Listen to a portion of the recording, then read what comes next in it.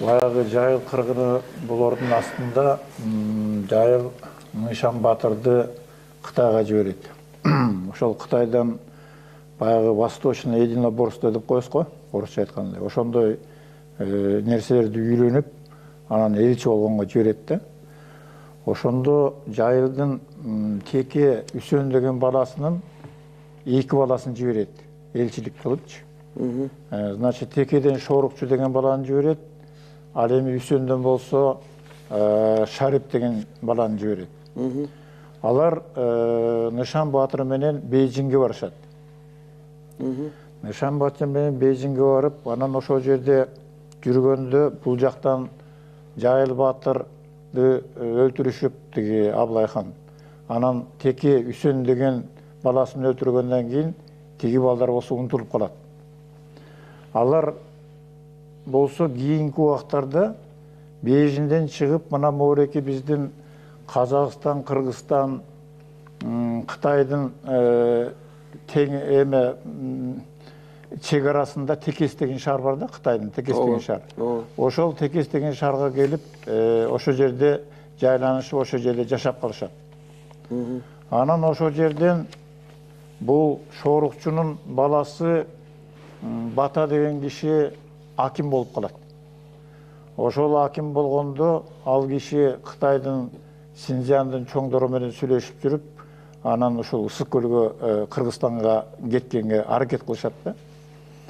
Анан макулдугун алгандан кийин Бата аталарыбыз болсо Момун деген инисин, анан Керем деген кишини Ысык көлгө жиберет. Себеби ошол жер Ысык көл менен чектеш да.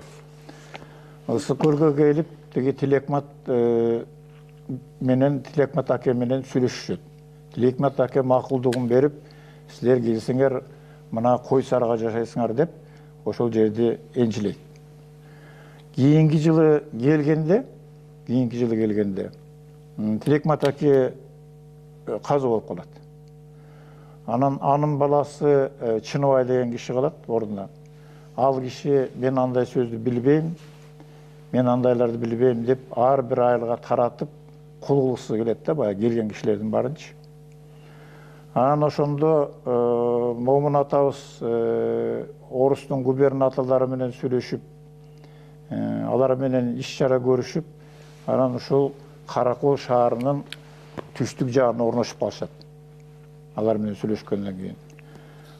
Мына азыр ошол Текенин Шоруктусунун балдары келген бул Кыргызстанга.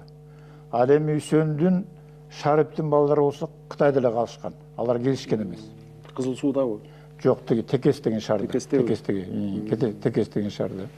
Анан азыркы убакта ошо Солтонун балдарыбызбыз деп, мына мен ошолордонмун да, Шариптин тиги Шорукчунун балдарынанмын.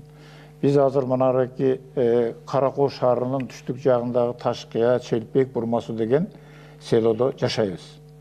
Азыр 105 түтүн экенбиз да.